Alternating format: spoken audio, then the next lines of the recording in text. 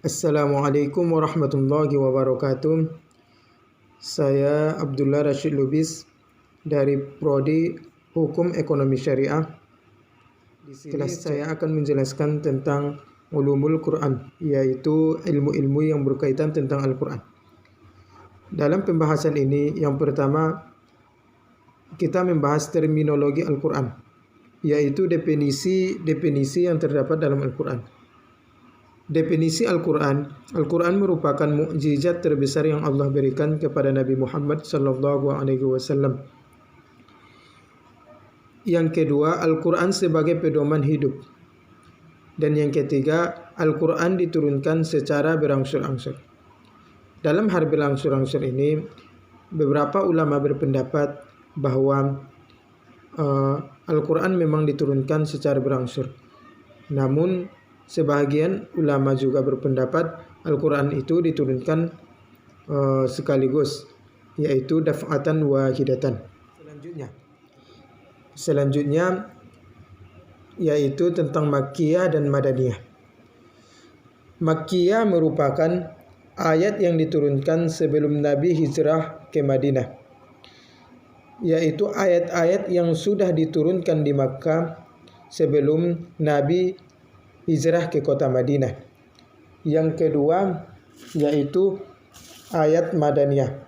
Ayat Madaniyah merupakan ayat yang diturunkan sesudah Nabi hijrah di kota Madinah.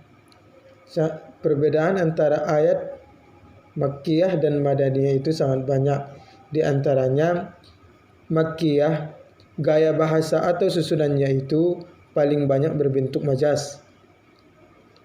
Yang kedua, penjelasan dalam surah Makkiyah itu berkaitan tentang asas agama, iman atau rukun iman, amar ma'ruf nahi mungkar. Ayat-ayatnya biasanya pendek. Madaniyah, gaya bahasa atau susunannya itu dari beberapa susunan atau ayat-ayat yang panjang.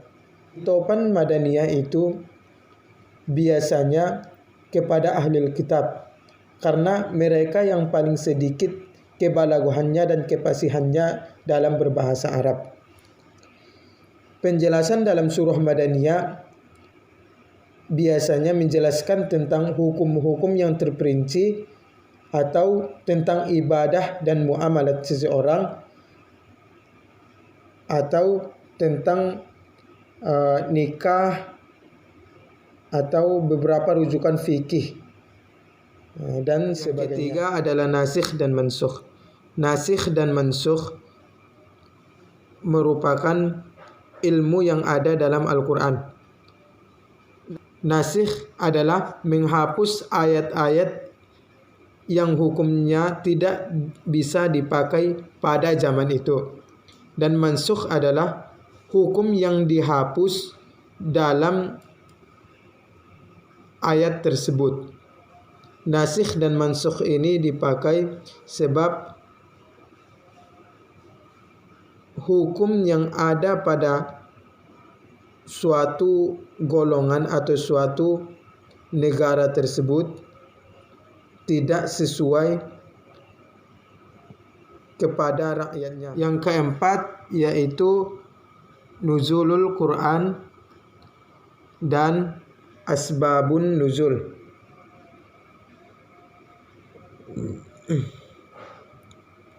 Nuzulul Quran adalah peringatan turunnya Al-Quran, yaitu diperingati 17 Ramadan.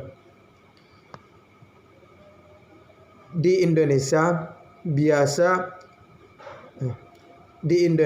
biasanya nuzulul Quran selalu diperingati pada tanggal 17 Ramadan. Dan asbabun nuzul. Asbabun nuzul adalah sebab-sebab turunnya Al-Quran. Sangat penting mempelajari asbabun nuzul supaya kita tahu sebab-sebab turunnya ayat tersebut. Hal apa yang membuat ayat tersebut menjadi dominan pada masa itu. Keenam adalah i'zaz. I'jaz diambil dari kata ajaza yang berarti mukjizat.